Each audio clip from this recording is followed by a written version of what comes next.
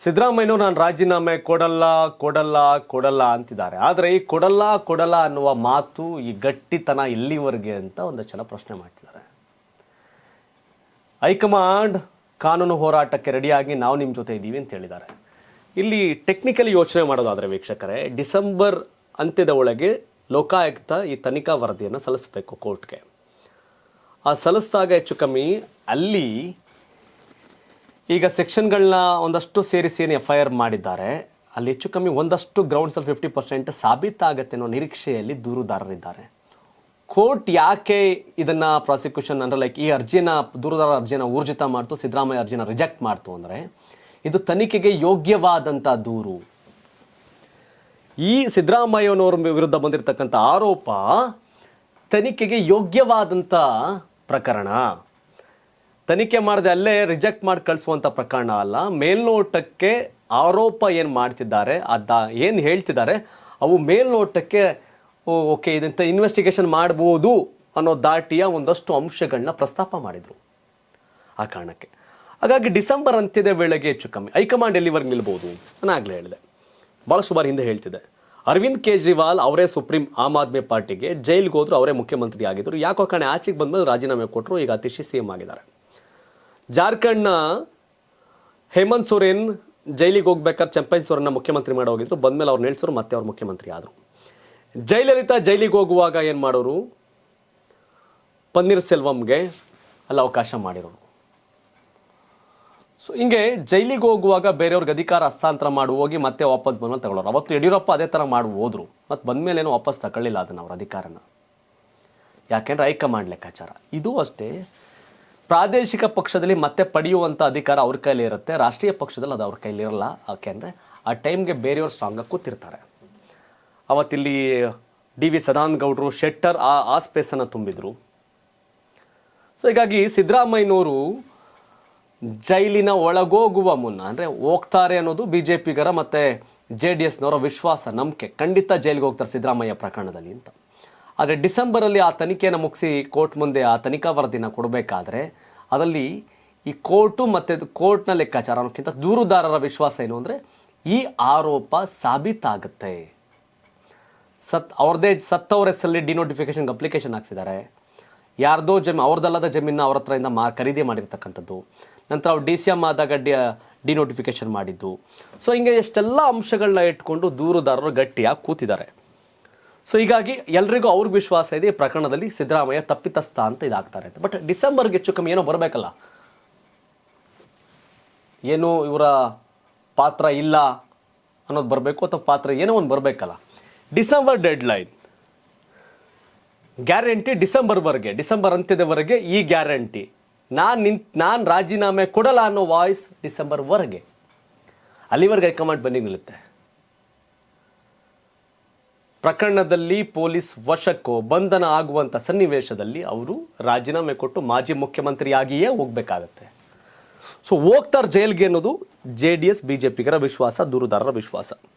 ಒಂದಷ್ಟು ಪಾಯಿಂಟ್ಸ್ ನಾನು ನಿಮಗೆ ರೀಕಾಲ್ ಮಾಡ್ತೀನಿ. ಈಗ ಬಂಧಿಸಿದ್ರೆ ಪಕ್ಷಕ್ಕೆ ಡ್ಯಾಮೇಜ್ ಆಗುತ್ತೆ. ಮಲ್ಲಿಕಾರ್ಜುನ್ ಖರ್ಗೆ ಅವರು ಇವತ್ತೊಂದು ಮಾತು ಹೇಳಿದರು, ವ್ಯಕ್ತಿಯನ್ನ ಟಾರ್ಗೆಟ್ ಮಾಡಲಾಗ್ತಾ ಇದೆ, ಸಿದ್ದರಾಮಯ್ಯನವರ ಟಾರ್ಗೆಟ್ ಮಾಡ್ತಿರೋ ಕಾರಣ ಕಾಂಗ್ರೆಸ್ಗೆ ಡ್ಯಾಮೇಜ್ ಆಗ್ತಿದೆ. ನಾನು ಸಿದ್ದರಾಮಯ್ಯನವರ ಪರವಾಗಿದ್ದೇನೆ. ಸಿದ್ದರಾಮಯ್ಯ ಇವತ್ತಿರ್ತಾರೆ, ನಾಳೆ ಇರಲ್ಲ, ಆದರೆ ಪಕ್ಷ ಇರುತ್ತೆ, ವ್ಯಕ್ತಿಯಲ್ಲ ಪಕ್ಷ, ಕಾಂಗ್ರೆಸ್ ಪಕ್ಷ ಇರುತ್ತೆ ಅನ್ನೋ ಒಂದು ರೀತಿಯ ಬ್ಯಾಲೆನ್ಸಿಂಗ್ ಸ್ಟೇಟ್ಮೆಂಟ್ ಕೊಟ್ಟಿದ್ದಾರಪ್ಪ. ಸಿದ್ದರಾಮಯ್ಯ ಇವತ್ತಿರ್ತಾರೆ, ನಾಳೆ ಹೋಗ್ತಾರೆ, ಆದರೆ ಪಕ್ಷ ಯಾವಾಗಲೂ ಇರುತ್ತೆ. ಪಕ್ಷಕ್ಕೆ ಡ್ಯಾಮೇಜ್ ಆಗ್ತಿದೆ ಅನ್ನೋದನ್ನ ಒಪ್ಕೊಂಡಿದ್ದಾರೆ ಅವರು, ಈ ಕನ್ಫೆಸ್ಟ್. ಆ್ಯಂಡ್ ಪಕ್ಷಕ್ಕೆ ಮುಜುಗರ ತಪ್ಪಿಸಲು ವರಿಷ್ಠರು ರಾಜೀನಾಮೆ ಕೇಳಬಹುದು, ಬಂಧನ ಆಗುವ ಸನ್ನಿವೇಶ ಬಂದರೆ.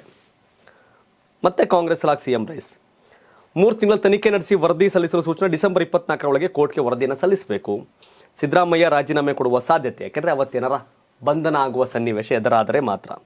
ಇನ್ನು ಯಾರ್ಯಾರು ಏನೇನಂದ್ರು ಈ ಸಂಬಂಧಪಟ್ಟಂಗೆ ಅಂತ ನೋಡೋದಾದರೆ, ಸಿದ್ದರಾಮಯ್ಯ ರಾಜೀನಾಮೆ ಕೊಡಬೇಕು ಅಂತ ಕಾಂಗ್ರೆಸ್ ನಾಯಕ ಮಾಜಿ ಸ್ಪೀಕರ್ KB ಕೋಳಿವಾಡ ಹೇಳಿದ್ರು. ಸಿದ್ದು ಇಂದು ಇರ್ತಾರೆ, ನಾಳೆ ಇರಲ್ಲ ಅನ್ನೋದು ಮಲ್ಲಿಕಾರ್ಜುನ್ ಖರ್ಗೆ ಅವ್ರ ಸ್ಟೇಟ್ಮೆಂಟು. CM ರಾಜೀನಾಮೆ ಕೊಡಲ್ಲ ಅನ್ನೋದು DK ಶಿವಕುಮಾರ್ ಅವ್ರ ವಿಶ್ವಾಸ. ನಾನು KPCC ಅಧ್ಯಕ್ಷ, ನಾನು ಹೇಳ್ತಾನೆ ರಾಜೀನಾಮೆ ಕೊಡಲ್ಲ ಅವರು ಅಂತ ಹೇಳ್ತಾರೆ. ಆದರೆ ಈ ಸಪೋರ್ಟ್, ಈ ಬೆಂಬಲ ಎಲ್ಲಿಯವರೆಗೆ? ಬಂಧನದ ಪೂರ್ವ, ಬಂಧನದ ನಂತರ ಅಂತ 2 ಕಾಲಘಟ್ಟ ಬರ್ತವೆ. 2 ಕಾಲಘಟ್ಟ ಬರ್ತವೆ. ಇಷ್ಟು ಸೆಕ್ಷನ್ಗಳನ್ನ ಹಾಕೊಂಡು FIR ಮಾಡೋರೆ. ಈ ಸೆಕ್ಷನ್ನಲ್ಲಿ ಒಂದಷ್ಟು ಇದಾದರೂ ಕನಿಷ್ಠ 6 ತಿಂಗಳು 2 ವರ್ಷ ಇವೆಲ್ಲ ಒಂದಷ್ಟು ಮೆನ್ಷನ್ ಆಗಿದೆ ಅಲ್ಲ, ದಂಡ ಶಿಕ್ಷೆ ಇವೆಲ್ಲವೂ ಕೂಡ. ಸೊ ಹಾಗಾಗಿ ಕೋರ್ಟು ಈ ಪ್ರಕರಣವನ್ನು ದೂರುದಾರರ ಅರ್ಜಿಯನ್ನು ವಜಾ ಮಾಡದೆ ಸಿದ್ದರಾಮಯ್ಯನವರ ಅರ್ಜಿ ವಜಾ ಮಾಡಿರೋದು ಇದು ತನಿಖೆಗೆ ಯೋಗ್ಯವಾದಂಥ ಪ್ರಕರಣ ಅಂತ. ಹಾಗಾಗಿ ಸಮಥಿಂಗ್ ಇಸ್ ದೇರ್, ಏನೋ ಆಗುತ್ತೆ ಅನ್ನೋದು ಒಂದು ಟೆಕ್ನಿಕಲಿ ಲೆಕ್ಕಾಚಾರಗಳು. ಎಸ್ ವಿಜಯ್ ಸರ್, ಇಲ್ಲಿ ಸೂಕ್ಷ್ಮ ಒಂದು ವಿಷಯ ಗಮನಿಸೋದಾದ್ರೆ, ಖರ್ಗೆ ಅವರು ಇವತ್ತೊಂದು ಸ್ಟೇಟ್ಮೆಂಟ್ ಕೊಟ್ಟರು. ಅಂದ್ರೆ ವೈಯಕ್ತಿಕವಾಗಿ ಅದು ಅವ್ರ ವಿಚಾರ, ಆದ್ರೆ ಇದೆಲ್ಲ ಒಂದ್ ಕಡೆ ಪಕ್ಷಕ್ಕೆ ಡ್ಯಾಮೇಜ್ ಆಗುತ್ತೆ. ಅವ್ರಿಗೂ ಕೂಡ ಈ ವಿಚಾರ ಗೊತ್ತಿದೆ. ಅಂದ್ರೆ ತಪ್ಪು ಮೇಲ್ನೋಟ ಕಂಡು ಬರ್ತಾ ಇದೆ, ಮುಂದೆ ಏನಾದ್ರೂ ಆಗಬಹುದು. ಅಂದ್ರೆ ಅಲ್ಲಿವರೆಗೂ ಹೋರಾಟ ಮಾಡ್ತಾ ಇದ್ದಾರೆ ಇವರು. ಹೋರಾಟದ ಹಾದಿಯಲ್ಲಿ ಏನಾದ್ರೂ ಎಡವಟ್ಟಾದರೆ ಪಕ್ಷಕ್ಕೆ ಮುಜುಗರ ಅಂತೂ ಆಗೋದು ನಿಜ. ಸೊ ಮುಂಚಿತವಾಗಿ ಅವರು ಡೈರೆಕ್ಟ್ ಆಗಿ ಹೇಳ್ತಾರ, ಇಂಡೈರೆಕ್ಟ್ ಆಗಿ ಏನಾದ್ರು ಅವರೇ ನಿರ್ಧಾರ ತಗೊಳ್ಳಿ ಅನ್ನೋ ಅರ್ಥದಲ್ಲಿ ಅವ್ರು ಮಾತಾಡಿದ್ದಾರೆ. ಸೊ ಅದ್ರ ತಕ್ಕಂಗೆ ನೋಡಿ ಯಾವ ತರ ಸ್ಟೆಪ್ ತಗೊಂಡ್ರು. ಲೋಕಾಯುಕ್ತ ಡಿಲೇ ಆಗ್ತಿದೆ, ಡಿಲೇ ಮಾಡಿಸಿದಾರೆ ಅನ್ನೋ ಚರ್ಚೆ ನಡುವೆ CBI ಡೈರೆಕ್ಟ್ ಆಗಿ ತನಿಖೆಗೆ ಎಂಟ್ರಿ ಆಗ್ದಂಗೆ ಬೇಲಿ ಹಾಕೊಂಡ್ರು. ಹೌದು. ಈಗ ದೂರುದಾರರ ವಿಶ್ವಾಸ ಪ್ರದೀಪ್ ಕೂಡ ಕರ್ನಾಟಕ ಟಿವಿ ಜೊತೆ ಮಾತನಾಡಿದ್ದಾರೆ. ನಾವು ಕೋರ್ಟ್ ಮುಖೇನ ನಾವು CBI ಹೋಗ್ತೀವಿ, ಎಂಟ್ರಿ ಮಾಡಿಸ್ತೀವಿ ಅಂತ ಅವ್ರು.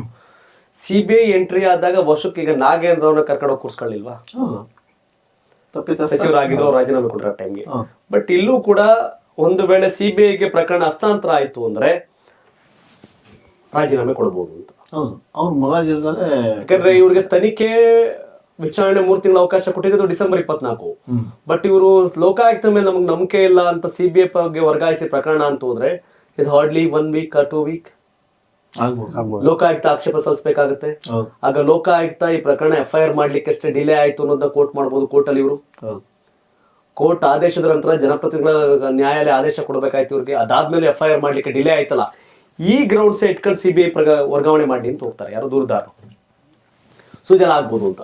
ಸೊ ಹಾಗಾಗಿ ಟೆಕ್ನಿಕಲಿ ಅವರು ಅದನ್ನ ಆ ಫಾಸ್ಟ್ ಅನ್ನ ಕಟ್ ಮಾಡ್ಲಿಕ್ಕೆ CBI ರಾಜ್ಯ ಸರ್ಕಾರದ ಅನುಮತಿ ಇಲ್ಲದೆ, ಅವ್ರಿಗೆ ಇನ್ನೊಂದು ರಾಜ್ಯಪಾಲರು ಯಾವಾಗ ಅರ್ಕಾವತಿ ಡಿನೋಟಿಫಿಕೇಶನ್ ಕೆಂಪಣ್ಣ ಆಯೋಗದ ವರದಿ ಏನಾಯ್ತು ಅದನ್ನ ಅಂತ ಯಾವಾಗ ಲೆಟರ್ ಬರೋದ್ರು ಗೊತ್ತಾಯ್ತು ಇವರು ಮೂಡ ಹೋದ್ರು ಇನ್ನೊಂದ್ ಯಾವ್ದು ನಮ್ಮನ್ನ ಲಾಕ್ ಮಾಡಕ್ಕೆ ಇವ್ರು ರೆಡಿ ಅವ್ರೆ. ಅವ್ರ ನೇರವಾಗಿ ಆರೋಪ ಮಾಡಿ ಕೇಂದ್ರ ಸರ್ಕಾರ ರಾಜ್ಯಪಾಲರನ್ನ ತನಿಖಾ ಏಜೆನ್ಸಿಗಳನ್ನ ಬಳಸ್ಕೊಂಡು ರಾಜ್ಯ ಸರ್ಕಾರವನ್ನ ಅಸ್ಥಿರಗೊಳಿಸ್ತಾ ಇದ್ದಾರೆ ಅಂತ ಆರೋಪ ಮಾಡ್ತಿದ್ದಾರೆ. ತಪ್ಪಿದ್ರೆ ತಾನೇ ಸಿಗಾಕಳ, ತಪ್ಪೇ ಇಲ್ಲ ಅಂತಂದ್ರೆ ಹಣ ಬಾ ಅದೇನ್ ಮಾಡ್ತೀಯ ಬಾ, CBI ಬತ್ತೀಯ ಬಾ, ಇಡಿ ಬತ್ತೀಯ ಬಾ ಅಲ್ವಾ, ಇಡಿ ಬತ್ತೀರಾ CBI ಬತ್ತೀರಾ ಬನ್ನಿ, ಬರೋರೆಲ್ಲ ಬನ್ನಿ, ಗೇಟ್ ಓಪನ್ ತಗೊಳ್ಳಿ ನನ್ನ ಹತ್ರ ಇರೋದು ಅದೇ ನೋಡ್ಕೊಳ್ಳಿ ಏನ್ ಮಾಡ್ಕೊತೀರ ಬನ್ನಿ. ಹಂಗಿಲ್ಲ ಕಂಡೀಷನ್ ಈಗ. ಅಷ್ಟು ಇದಾಗಿದ್ರೆ ಈ ಹೈಕೋರ್ಟ್ ಎಲ್ಲ ಬಿದ್ದೋಗಿರೋದು. ಈಗ ದೂರುದಾರರ ಅರ್ಜಿ ಸಿದ್ದರಾಮಯ್ಯ ಅರ್ಜಿ ರಿಜೆಕ್ಟ್ ಆದಾಗ್ಲೇ ಇವರು ಅರ್ಥ ಮಾಡ್ತಾರೆ. ಹಾಗಾಗಿ ಇಲ್ಲಿ ಹೈಕೋರ್ಟ್ ಲೆವೆಲ್ ಅಲ್ಲಿ ಹಿಂಗಾಗಿರೋ ಕಡೆ ಮುಂದಿನ ಕೋರ್ಟ್ಗಳ ವ್ಯವಸ್ಥೆ ಗೊತ್ತು, ವಾಟ್ ನೆಕ್ಸ್ಟ್ ಅಂತ ಗೊತ್ತು. ಅದಕ್ಕೆ ಸಡನ್ ಆಗಿ ಸಂಪುಟದಲ್ಲಿ CBI ನಮ್ ಪರ್ಮಿಷನ್ ಇಲ್ಲ ಬರಂಗಿಲ್ಲ ಅಂತ ಹಿಂಗ್ ಹಾಕೊಂಡ್ರು ಬೌಂಡ್ರಿ. ಇದು ಕತೆ. ಎಸ್ ಕೀರ್ತಿ ಸರ್, ಇವಾಗ ಸಿದ್ದರಾಮಯ್ಯ ಮೈಂಡ್ ಸೆಟ್ ಹೆಂಗಿದೆ ಅಂದ್ರೆ, ಥರ್ಡ್ ಅಂಪೈರ್ ಔಟ್ ಕೊಟ್ರು ನಾನು ಪೆವಿಲಿಯನ್ಗೆ ಹೋಗಲ್ಲ ಅಂತ ಫೀಲ್ಡ್ ಅಲ್ಲಿ ಬ್ಯಾಟ್ಸ್ಮನ್ ನಿಂತ್ಕೊಂಡಂಗ್ ಆಗಿದೆ. ಸೊ ಇನ್ನೊಂದ್ಸರಿ ಈಗ ರಿವ್ಯೂ ಕೊಡ್ಬೇಕಾಗ್ಬೋದೇನೋ CBI. ಮ್ಯಾಚ್ ನಡೆಯಕ್ಕೆ ಒಂದು ಟೈಮ್ ಇರುತ್ತೆ, ಎಕ್ಸ್ಟೆಂಡ್ಗೂ ಒಂದು ಟೈಮ್ ಇರ್ತದೆ. ಮನೆಗೆ ಹೋಗ್ತಾರೆ, ಆಡೋರು ಮನೆಗೆ ಹೋಗ್ತಾರೆ. ಮ್ಯಾಟ್ರ್ ಇದು ಒಂದು ಟೈಮ್ ವರೆಗೆ, ಟೈಮ್ ಅಷ್ಟೇ. ಡಿಸೆಂಬರ್ ವರೆಗೂ ಟೈಮ್ ಇದೆ. ಅದು ಲೋಕಾಯುಕ್ತಾಗೆ. ಈ ಪ್ರದೀಪ್ ಕುಮಾರ್ ಹೇಳಿದ್ರೆ ನಾವು CBIಗೆ ಯಾವ ಗ್ರೌಂಡ್ಸ್ ಈಗ ಡಿಲೇ ಆಯ್ತಲ್ಲ ಆ ಗ್ರೌಂಡ್ಸ್ ಮೇಲೆ ಜೂನ್ ಜುಲೈ ದೂರ ಕೊಟ್ವಿ, ಅದಕ್ಕೊಂದು ಎಂಡೋರ್ಸ್ಮೆಂಟ್ ಕೊಡ್ಲಿಲ್ಲ. ಮತ್ತೆ ಕೋರ್ಟ್ ಮುಖೇನ ನಾವು FIR ಮಾಡಿಸ್ಬೇಕಾಯ್ತು. FIR ಮಾಡ್ಬೇಕಾದ್ರೆ ಅದಕ್ಕೆ ನೆನೆಸ್ಕೊಂಡು ಒದ್ದಾಡ್ಸಿದ್ರು. ಇಷ್ಟೆಲ್ಲ ಡಿಲೇ ಮಾಡಿದ್ರೆ ಉದ್ದೇಶಪೂರ್ವಕವಾಗಿ ಲೋಕಾಯುಕ್ತ ಆಕ್ಟ್ ನಿಧಾನ ಮಾಡ್ತಿದೆ. ಇನ್ನೊಂದ್ ಕಡೆ ಅವರಲ್ಲೇನೆ ಮಲ್ಲಿಕಾರ್ಜುನ್ ಖರ್ಗೆ ಅವರು ಕೂಡ ರಿಸೈನ್ ಮಾಡ್ಲಿ ಅನ್ನೋ ರೀತಿ ಇಂಡೈರೆಕ್ಟ್ ಆಗಿ ಹೇಳ್ತಾ ಇದಾರ ಅಂತ. ಈಗ ನೋಡಿ ಸರ್, ಡೈರೆಕ್ಟ್ ಯಾರು ಸಿದ್ದರಾಮಯ್ಯನವರು ವೀಕ್ ಅಲ್ಲ, ಸಿದ್ದರಾಮಯ್ಯನವರು ಸ್ಟ್ರಾಂಗ್. ಸಿದ್ದರಾಮಯ್ಯನವರು CM ಅಲ್ಲ, ಸಿದ್ದರಾಮಯ್ಯನವರು ಲೀಡರ್. ಅಲ್ಲಿ ಇರೋದು ಸಮಸ್ಯೆ. ಇವತ್ತಿನ ಸನ್ನಿವೇಶಕ್ಕೆ ಸಿದ್ದರಾಮಯ್ಯನವರು compare to Kumaraswamy, compare to Yediyurappa ದೀರ್ಘಕಾಲ ಮುಖ್ಯಮಂತ್ರಿ ಆದಂತ ವ್ಯಕ್ತಿ. ಬಟ್ ಫಿನಾನ್ಷಿಯಲ್ ಕಂಡೀಷನ್ ಬಂದಾಗ ಅವ್ರೆಲ್ಲರಿಗಿಂತ ಕಡಿಮೆ. ಈ ವಿಚಾರದಲ್ಲಿ ಐ ಅಪ್ರಿಷಿಯೇಟ್ ಸಿದ್ದರಾಮಯ್ಯನವರು. ಸಿದ್ದರಾಮಯ್ಯನವರು ನುಂಗುಬಾಕ ಅಲ್ಲ, ಸಿದ್ದರಾಮಯ್ಯನವರು ಲೂಟಿಕೋರ ಅಲ್ಲ, ಸಿದ್ದರಾಮಯ್ಯನವ್ರಿಗೆ ಹಣದ ದಾಹ ಇಲ್ಲ. ಆದ್ರೆ ಅವತ್ಯಾವ್ಯಾವ್ದೋ ಇದು ಗೊತ್ತಾಗದಂಗ ಆಗಿರೋ ಎಡವಟ್ಟುಗಳು, ಗೊತ್ತೋ ಗೊತ್ತಿಲ್ಲದ ಒಂದು ತಪ್ಪು ನಡೆದಿದೆ. ನಾನು ಹೇಳ್ತೇನೆ, ಸಿದ್ದರಾಮಯ್ಯನವ್ರ ಆಸ್ತಿ ಕುಮಾರಸ್ವಾಮಿ ಅವರಷ್ಟು ಆಸ್ತಿ ಇಲ್ಲ. ಸಿದ್ದರಾಮಯ್ಯನವ್ರ ಆಸ್ತಿ ಯಡಿಯೂರಪ್ಪನವರ ಆಸ್ತಿ ಇಲ್ಲ. ಸಿದ್ದರಾಮಯ್ಯನವರ ಆಸ್ತಿ ಬೊಮ್ಮಾಯಿಯವರ ಆಸ್ತಿಯಷ್ಟು ಆಸ್ತಿ ಇಲ್ಲ. ಸಿದ್ದರಾಮಯ್ಯನವರ ಆಸ್ತಿ ಡಿ ವಿ ಸದಾನಂದ ಗೌಡರ ಆಸ್ತಿ ಅಷ್ಟಿಲ್ಲ. ಸಿದ್ದರಾಮಯ್ಯನವರ ಆಸ್ತಿ ಜಗದೀಶ್ ಶೆಟ್ಟರ್ ಆಸ್ತಿ ಇಲ್ಲ. ಸಿದ್ದರಾಮಯ್ಯನವರು ಲೂಟಿಕೋರ ಅಲ್ಲ. ಸಿದ್ದರಾಮಯ್ಯನವರು ಮಹಾನ್ ಭ್ರಷ್ಟಾಚಾರಿ ಅಲ್ಲ. ಆದ್ರೆ ಈ ಮೂಡಾ ಪ್ರಕರಣದಲ್ಲಿ ಒಂದು ಎಡವಟ್ಟಾಗಿದೆ. ಎಡವಟ್ಟುಗಳು ಗೊತ್ತೋ ಗೊತ್ತಿಲ್ಲ ತನಗೆ ಅರಿವಿಲ್ಲದಂತೆ ಎಡವಟ್ಟಾಗಿರೋದಂತೂ ಇವೆಲ್ಲ ಕೇಸ್ ಸ್ಟಡಿ ನೋಡಿದಾಗ ಅರ್ಥ ಆಗ್ತಿದೆಯಾ? ಲಾಲು ಪ್ರಸಾದ್ ಯಾದವ್ ಟೈಪ್ ಅಲ್ಲ ಸಿದ್ದರಾಮಯ್ಯನವರು. ಸಿದ್ದರಾಮಯ್ಯನವರು ಆ ವಿಚಾರ ಒಂದಷ್ಟು ಸಿದ್ಧಾಂತ ಅದನ್ನು ಉಳಿಸ್ಕೊಂಡಿದ್ದಾರೆ, ಇಲ್ಲ ಅಂತೇನಿಲ್ಲ. ಆದ್ರೆ ಸಿದ್ದರಾಮಯ್ಯನವರು ಸುತ್ತಮುತ್ತ ಅವರಲ್ಲ, ಅವ್ರ next level. D K she ಅವರು ಕೂಡ ನೆನ್ನೆ ಅದನ್ನ ಹೇಳ್ತಾ ಇದ್ರು, ಇಲ್ಲಿ ಅಧಿಕಾರಿಗಳೇ ತಪ್ಪು ಮಾಡಿದ್ದಾರೆ, ಸಿದ್ದರಾಮಯ್ಯ ಅವ್ರದ್ದು ಯಾವ್ದು ತಪ್ಪಿಲ್ಲ, ಮುಡಾದಲ್ಲಿದ್ದಂತಹ ಅಧಿಕಾರಿಗಳೇ ತಪ್ಪು ಮಾಡಿದ್ದಾರೆ. ಅಲ್ಲಿ ಅವತ್ತಿನ ಕಂಡೀಷನ್ ಅಲ್ಲಿ ಇವ್ರು ಯಾರೋ ಮನೆಯವ್ರದ್ದು ಒಂದಷ್ಟು ಪಾತ್ರ ಇರ್ತದೆ, ಯಾರನ್ನ ಕರ್ಕೊಂಡು ಡಿನೋಟಿಫಿಕೇಶನ್ ಅಲ್ಲಿ ಅವತ್ತಿಗೆ ಫಿನಾನ್ಷಿಯಲಿ ಬೇರೆ ಬೇರೆ ಲೆಕ್ಕಾಚಾರಗಳು. ಸೊ ಸಿದ್ದರಾಮಯ್ಯನವ್ರಿಗೆ ಭವಿಷ್ಯದ ಅರಿವಿಲ್ಲದೆ ಇದೇನಾಗತ್ತೆ ಅನ್ನೋ ಗೊತ್ತಿಲ್ಲದೆ ಆಗಿರೋ ಇದು. ಈ ತರ ಸಿದ್ದರಾಮಯ್ಯವ್ರ ಪ್ರಕರಣ ತರ ಇಟ್ಕೊಂಡು ಹೋಗ್ತೀವಿ ಅಂದ್ರೆ ಎಷ್ಟು ಜನ ತಗೊಂಡೋಗಿ ಜೈಲಿಗೆ ಹಾಕ್ತಾರೆ ನೀವು? ಸಿದ್ದರಾಮಯ್ಯನವ್ರ ಆಗ್ಲಿಲ್ಲ, ಸಿದ್ದರಾಮಯ್ಯನವ್ರ ಆಸ್ತಿ ಈಗ ಬದುಕಿರೋ ಯಾರ್ಯಾರು ಮಾಜಿ ಸಿಎಂಗಳವರಲ್ಲ ಅವ್ರ ಆಸ್ತಿಗಿಂತ ಕಡಿಮೆ ಆಸ್ತಿವಂತ, ಅವರೆಲ್ಲರಿಗಿಂತ ಭ್ರಷ್ಟಾಚಾರದ ವಿಚಾರ ಬಂದಾಗ ಬೆಸ್ಟ್ ಪರ್ಸನ್.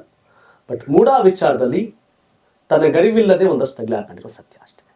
ತನ್ನ ಗರಿವಿಲ್ಲದೆ ಆಗಿರ್ತಕ್ಕಂಥದ್ದು ಯಾರೋ ಮಾಡಿದ ತಪ್ಪಿಗೆ ಅಧಿಕಾರಿಗಳು ಯಾರೋ ಮಾಡಿರ್ಬೋದು. ಈಗ್ಲೂ ಸಿದ್ದರಾಮಯ್ಯ ಅವ್ರಿಗೆ ಗೊತ್ತೇ ಇಲ್ವಾ? ಅವ್ರಿಗೆ ಗೊತ್ತು. ಅದಕ್ಕೆ ಅವ್ರು ಹೇಳ್ತಾವ್ರೆ ನರೇಂದ್ರ ಮೋದಿ ಅವ್ರನ್ನ ಅರೆಸ್ಟ್ ಮಾಡ್ಲಿಲ್ಲ ಅಲ್ಲ, ರಾಜೀನಾಮೆ ಕೊಡ್ಲಿಲ್ಲ, ಕುಮಾರಸ್ವಾಮಿ ರಾಜೀನಾಮೆ ಕೊಡ್ಲಿಲ್ಲ. ಅವ್ರ ಕತೆ ಬಿಟ್ಬಿಡಿ, ನಾನು ಸಮಾಜವಾದಿ, ನನಗ್ ನೈತಿಕತೆ ಅಂತ ಹೇಳ್ಕೊಂಡವ್ರು ಅವ್ರು ಯಾರು ಅಲ್ಲ, ನೀವು ಅದೇ ನಾನು ಅದ್ರ ಕ್ಲಾರಿಫಿಕೇಶನ್ ಕೊಡ್ತಾನೆ. ಕರ್ನಾಟಕದ ಈಗ ಪ್ರಸ್ತುತವಾಗಿ ಬದುಕಿರ್ತಕ್ಕಂಥ ಮುಖ್ಯಮಂತ್ರಿಗಳಿಗಿಂತ ಆರ್ಥಿಕವಾಗಿ ತುಂಬಾ ಕಡಿಮೆ ಆಗಿರ್ತಕ್ಕಂಥ ವ್ಯಕ್ತಿ ಇವರೇ. ಅತಿ ಹೆಚ್ಚು ಬಾರಿ ಅವಧಿಯಲ್ಲಿ ಮುಖ್ಯಮಂತ್ರಿ ಆಗಿರೋದು ಇವರೇ ಆಗಿದ್ರು ಕೂಡ ಆರ್ಥಿಕವಾಗಿ ಸ್ಥಿತಿವಂತರಾಗ್ಲಿಲ್ಲ. ಆದ್ರೆ ಈ ಮೂಡಾ ಪ್ರಕರಣದಲ್ಲಿ ತನಗರಿವಿಲ್ಲದಂತೆ ಆದಂತ ಎಡವಟ್ಟುಗಳಷ್ಟೇ ಇದು. ಅದಕ್ಕೆ ತಾನೇ ಮರಿಗೌಡಂಗೆಲ್ಲ ಗೆರವಾಕಿ ಇವತ್ತು ಮೈಸೂರಲ್ಲಿ ನೀನೇ ನಮ್ಮ ನಾಯಕರನ್ನ ಈ ಸನ್ನಿವೇಶ ಕಾರಣ ಅಂತ. ಸೊ ಇದು ಕತೆ ನೋಡಿ ಹೇಳ್ತೀರಿ ಸರ್. ಇಲ್ಲ, ಈಗ ಸಿದ್ದರಾಮಯ್ಯನವರ ಸೀಟೇ ಈಗ ಗ್ಯಾರಂಟಿ ಇಲ್ಲ ಅಂದ್ಮೇಲೆ ಸರ್ಕಾರದ ಗ್ಯಾರಂಟಿ ಯೋಜನೆಗಳ ಗತಿ ಏನು ಅಂತ ಮುಂದೆ? ಯಾವುದಕ್ಕೂ ಗ್ಯಾರಂಟಿ ಇಲ್ಲ, ಯಾವುದಕ್ಕೂ ಗ್ಯಾರಂಟಿ ಇಲ್ಲ. ಸಿಎಂ ಸಿದ್ದರಾಮಯ್ಯ ಅವ್ರು ಹೇಳಿದ್ರೆ ಸರ್, ಇನ್ನೊಬ್ರು ಯಾರೋ ಕಾಂಗ್ರೆಸ್ ಅವರ ಇನ್ನೊಬ್ರು ಸಿಎಂ ಆಗ್ತಾರೆ, ಗ್ಯಾರಂಟಿ ಮುಂದುವರ್ಸ್ಕೊಂಡು ಹೋಗ್ಬೋದಲ್ಲ. 13 ಬಜೆಟ್ ನ ಮಂಡಿಸಿದಂತಹ ಶೂರ ವೀರ ಬನ್ನಿತ್ತಿರ್ತಕ್ಕಂಥ ಸಿದ್ದರಾಮಯ್ಯನವರೇ ಇಷ್ಟೊಂದು ಒದಾಡ್ತವ್ರೆ ಅಂದ್ಮೇಲೆ ಇನ್ ಯಾರು ಬಂದು ಇದನ್ನ ಹ್ಯಾಂಡಲ್ ಮಾಡಕ್ಕಾಗಲ್ಲ. ಸಿದ್ದರಾಮಯ್ಯನವರೇ ಇಷ್ಟೊಂದು ಒದ್ದಾಡ್ತಿದ್ದಾರೆ ಅಂತಂದ್ರೆ ಇನ್ಯಾರು ಬಂದ್ರು ಇದನ್ನ ಹ್ಯಾಂಡಲ್ ಮಾಡಕ್ ಸಾಧ್ಯ ಇಲ್ಲ. One of the best finance minister, ಆರ್ಥಿಕ ತಜ್ಞರಾಗಿ ಅವರು ಬಹಳ ನಿರ್ವಹಿಸಿದ್ರು. ಆದ್ರೆ ಕಷ್ಟ ಈ ಕರ್ನಾಟಕದಲ್ಲಿ ಸಿದ್ದರಾಮಯ್ಯನವರು ಎಡವಟ್ಟಾಗಿ ಗ್ಯಾರಂಟಿಗೆ ಲಾಕ್ ಆಗಿರೋದು.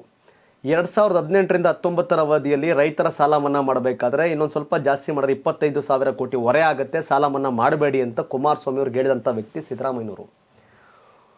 5 ವರ್ಷಕ್ಕೆ 25,000 ಕೋಟಿ ಹೊರೆ ಆಗುತ್ತೆ ಅಂತ ಹೇಳಿದಂಥ ವ್ಯಕ್ತಿ ವರ್ಷಕ್ಕೆ 50,000 ಕೋಟಿ ಹೆಂಗೆ 5 ವರ್ಷಕ್ಕೆ 2.5 ಲಕ್ಷ ಕೋಟಿ ಹೊರೆ ಆಗುತ್ತೆ ಗ್ಯಾರಂಟಿಯಿಂದ ಅಂತ ಅದನ್ನ ಪ್ರತಿಭಟನೆ ಮಾಡೋಕ್ಕಾಗಿರುವಂಥ ವ್ಯಕ್ತಿ ಸಿದ್ದರಾಮಯ್ಯನವರೇ. ಕೆಲವೊಂದು ಟೈಮ್ ರಾಜಕೀಯ ಅನಿವಾರ್ಯತೆಗೆ ಸಿಲುಕಿ ಸಮಸ್ಯೆಗೆ ಸಿಲುಕ್ತಾರಲ್ಲ, ಸಿದ್ದರಾಮಯ್ಯ ಸನ್ನಿವೇಶ ಅದೇ ಆಗಿರೋದು. ಸೊ ಈ ಮೂಡ ಪ್ರಕರಣ ಕೂಡ ಅನಿವಾರ್ಯತೆನೇ ಆಗಿದೆ. ಎಸ್ ವೀಕ್ಷಕರು, ತಾವೇನು ಹೇಳ್ತೀರಿ?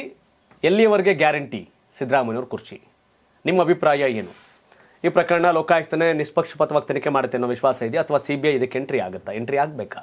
ನಿಮ್ಮ ಒಪಿನಿಯನ್ ಅನ್ನು ಕಾಮೆಂಟ್ ಮಾಡಿ ತಿಳಿಸಿ. ಧನ್ಯವಾದ. ಇದು ಕರ್ನಾಟಕ ಟಿವಿ, ಕನ್ನಡಿಗರ ಧ್ವನಿ.